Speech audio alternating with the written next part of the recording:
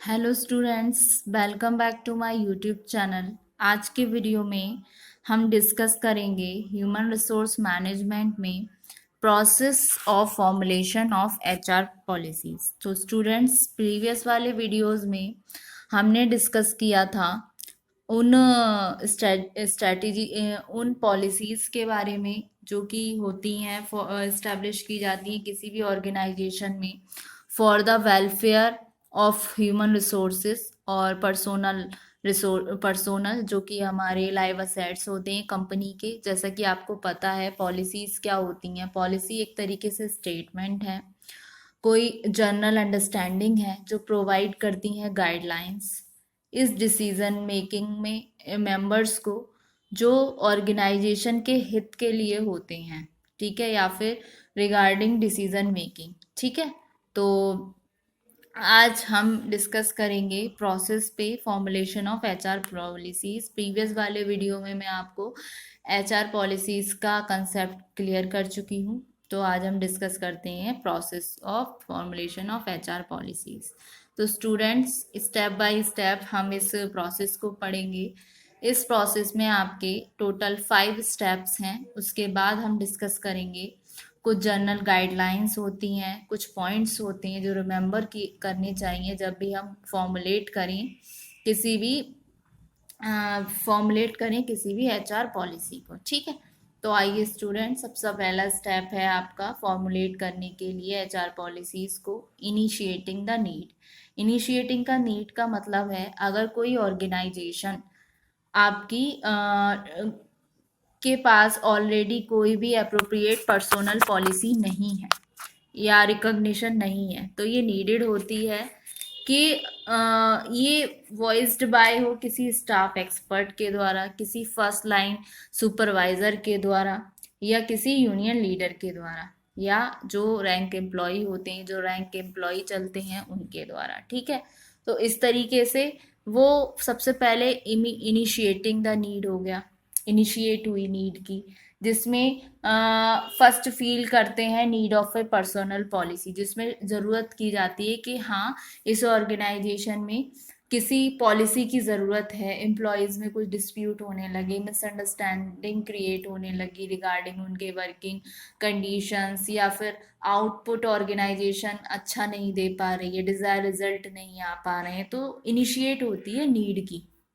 Initiating the need हो गई, ये होती है किसके थ्रू? पर्सोनल मैनेजर को इस तरीके की चीज़ों को ध्यान में रखना चाहिए, स्टार्ट थिंकिंग करना चाहिए इसके बारे में, और उसको कन्विंस करना चाहिए जो चीफ एग्जीक्यूटिव होते हैं, ठीक है, उनको। फिर फैक्ट बिल्डिंग आ गई आफ्टर द एग्जीक्यूटिव, मतलब कन्विंस करने के बाद चीफ एग्जीक्यूटिव को नीड के रिगार्डिंग, फिर आता है आपका अप्रूव्ड हो जाता है एक आइडिया फॉर्मुलेट करने का किसी भी नीड का।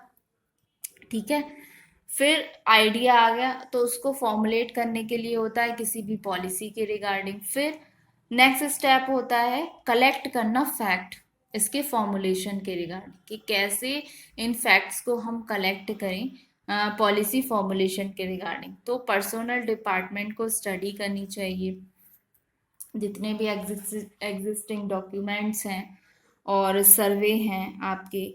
ठीक है, सर्वे हो गए जो कराए गए एम्प्लॉयज से, सर्वे कराए गए कि आपको ऑर्गेनाइजेशन में मतलब क्या दिक्कतें हैं, उनसे मतलब फैक्ट कलेक्ट कर लिए रिगार्डिंग पॉलिसी की प्रोसेस में। ठीक है, क्या उनको दिक्कत है, क्या परेशानी है, क्या चीज़ें हैं जो उनको सही लग रही हैं, क्या फैक्ट हैं ऐसे जो उनको सही नहीं लग रहे हैं। तो हमने फैक्ट बिल्ड कर लिया, उसके बिहाफ पर इंटरव्यू के बेसिस पे जो एम्प्लॉयज से लिए जा रहे हैं, पर्सनल डिपार्टमेंट को स्टडी करना चाहिए एग्जिस्टिंग डॉक्यूमेंट्स को, जिसमें सर्वे इंडस्ट्री हो गई, कम्युनिटी प्रैक्टिसेस हो गई। इंटरव्यू कर लिया पीपल को किसी ऑर्गेनाइजेशन में, विद इन ऑर्गेनाइजेशन कलेक्ट किया हमने अप्रोप्रिएट इंफॉर्मेशन। ठीक है, जो कि हेल्पफुल प्रूव होगी जब हम अप्लाई करेंगे अपनी पॉलिसीज़ को। ठीक है, उसके बाद आपका आता है putting the policy in writing. 2 step हो गए। फिर उसके बाद में जो नेसेसरी इंफॉर्मेशन होती है, जो गैदर कर ली गई, कलेक्ट कर ली गई, उसको पर्सनल डिपार्टमेंट है बिगिन करते हैं एक्चुअल वर्क अब आता है actual task, actual work formulate करने का रिटन एक्सप्रेशन के थ्रू कंपनी के। पैराग्राफ्स जो हैं वो शॉर्ट मैनर में होने चाहिए, कंसाइज मैनर में, कंप्लीट इंफॉर्मेशन प्रोवाइड करे हुए, और जिसमें कुछ इमोशनल फ्रेजेस भी हों जो कंप्लीट हों, और इस इमोशनली फ्रेजेस जो हैं वो कंप्लीट वे में, लेकिन अगर जितने भी इमोशनल फ्रेजेस हैं वो अवॉइडेड होने चाहिए। मतलब इमोशनल फ्रेजेस नहीं होनी चाहिए, बस कट टू कट बात होनी चाहिए रिगार्डिंग एम्प्लॉयज़ के वेलफेयर के या एम्प्लॉय के हित के लिए जो भी हैं। मतलब पॉलिसीज़ बनती हैं, एचआर पॉलिसीज एचआर के ह्यूमन रिसोर्स के भले के लिए ही होते हैं, और मोर ओवर कंपनी के लिए भी, ठीक है। तो इस तरीके से putting the policy in writing हो गया। फिर next communicating the policy. Communicating क्या हुआ, जैसा का नाम से समझ आ रहा है कि कम्युनिकेटिंग क्या है। कम्युनिकेशन क्या है, एक तरीके से एक्सचेंज है, fact of ideas opinions from one person to another person, ठीक है। किसी पर्सन से अपनी बात पहुंचाना, उसी तरीके से उस पॉलिसी को कम्युनिकेट करना। तो पॉलिसी जब फॉर्मुलेट हो जाती है तो उस कंडीशन में उसको कम्युनिकेटिंग भी होना चाहिए, ठीक है, throughout the organisation. Not only this, a real education programme भी सेटअप होना चाहिए, रीच, जिससे कि वो रीच कर सकें पीपल तक, कि how to handle various personal problems in the light of the newly implemented policy, ठीक है। फिर नेक्स्ट स्टेप आ जाता है जो कि लास्ट स्टेप है आपका, इवेल्युएशन एंड एग्जिस्टिंग पॉलिसी। इसमें क्या है, अगर पॉलिसीज को कीप अलाइव किया, यूजफुल किया, तो टॉप मैनेजमेंट को ज़रूरत होती है फुल करने की information on the experience of those who are guided हैं और दोज हु आर अफेक्टेड हो रहे हैं पॉलिसीज़ के द्वारा, कुछ सिचुएशनल चेंजेस के बारे में। कुछ क्वेश्चंस होते हैं जो आस्क किए जाते हैं इवैल्यूएट करते समय एग्जिस्टिंग पर्सोनल पॉलिसी, जिसमें आते हैं how much is the policy clear in its statement, मतलब पॉलिसी कितनी क्लियर है अपने स्टेटमेंट के थ्रू, और पॉलिसी कंसिस्टेंट है या नहीं है पब्लिक पॉलिसी से, और हाउ मच एक्यूरेटली जो पॉलिसी है वो रिफ्लेक्ट करती है कंपनी की मैनेजरियल फिलॉसफी को, how much effectively policy being communicated through the organization। फिर नेक्स्ट आता है कि how much close is the policy with an ideal policy, ठीक है। ये तो हुआ इसकी प्रोसेस। तो स्टूडेंट होप सो प्रोसेस समझ आई होगी। अब हम डिस्कस करते हैं उन कुछ एसेंशियल पॉइंट्स को जो रिमेंबर किए जाते हैं जब भी हम फॉर्मुलेट करते हैं कोई भी एचआर पॉलिसी। तो फर्स्ट पॉइंट आता है, पॉलिसी शुड बी फ्लेक्सिबल। जो भी पॉलिसीज हैं वो ट्रीट होनी चाहिए एक तरीके से एज नेचुरल लॉज, जो इंगेज हो, एक तरीके से मील का पत्थर साबित हो। ये क्या कहते हैं, शुड ऑलवेज बी स्टेटेड होनी चाहिए। ब्रॉड आइटम्स जो हैं वो इंश्योर करे हुए फ्लेक्सिबिलिटी को, ठीक है। फिर next, policies should be long range and fairly consistent. जो आपकी पॉलिसी हैं, इम्पोर्टेंट चेंजेस जो होते हैं वो मेड एट होते हैं फेयरली लॉन्ग इंटरवल्स में। Policies should not be violated on slide pretext, मतलब पॉलिसी कोई भी चीज़ को, कुछ भी पॉइंट को या किसी भी फैक्ट को मिसरिप्रेजेंट ना करें, फेयरली कंसिस्टेंट मैनर में हो, ठीक है। उसके बाद में आपका जो भी पॉलिसी है वो लॉन्ग रेंज में हो, और ये डन जो इंडिकेट करे कि दैट आर नॉट साउंड, ठीक है।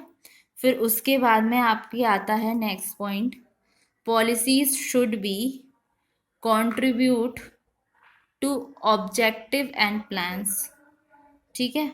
तो पॉलिसी को कंट्रीब्यूट करना चाहिए ऑब्जेक्टिव्स एंड प्लान्स के बारे में।